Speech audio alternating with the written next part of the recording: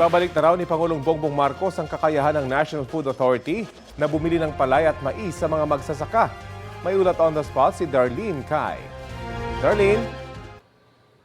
Rocky, inanunsyo ni Pangulong Bongbong Marcos na bibili na uli ng mais ang NFA o National Food Authority. Sinabi niya yan sa kanyang pakikipag-usap sa mga magsasaka dito sa Science City of Muñoz sa Nueva Ecija. Sa programa dito ng DA o Department of Agriculture, nagkaroon ng pagkakataon ang ilang magsasaka na tanungin ang Pangulo. Tanong ni Ben Gahilonia na taga Nueva Ecija ay kung paano tutugunan ng pamahalaan ang mababang presyo ng pagbili sa agricultural products. Sabi ng Pangulo, bibili na uli ang NFA ng mais mula sa mga magsasaka. Ibabalik na raw niya sa dati ang trabaho ng NFA na bumibili ng parehong palay at mais. Nauna nang sinabi ng DA na pinag-aaralan na nila ito para matulungan ng corn farmers sa gitna ng mababang farm gate price ng mais.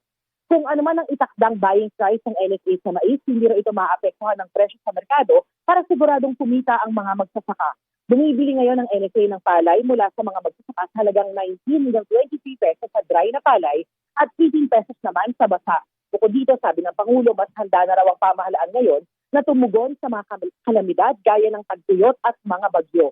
Pinangunahan ng Pangulo ang pamamahagi ng 16 na units ng Mobile Soil Laboratory na dadalhin sa iba't ibang rehiyon sa bansa.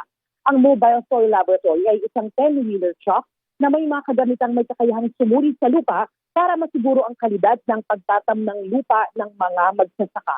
Bahagi raw ito ng pagtulong ng gobyerno na mapalakas at madagdagan ang kita ng mga magsasaka. Yan ang latest mula rito sa Nueva Ecija. Ako po si Darlene Kai, nagbabalita para sa GMA Integrated. Maraming salamat, Darlene Kai.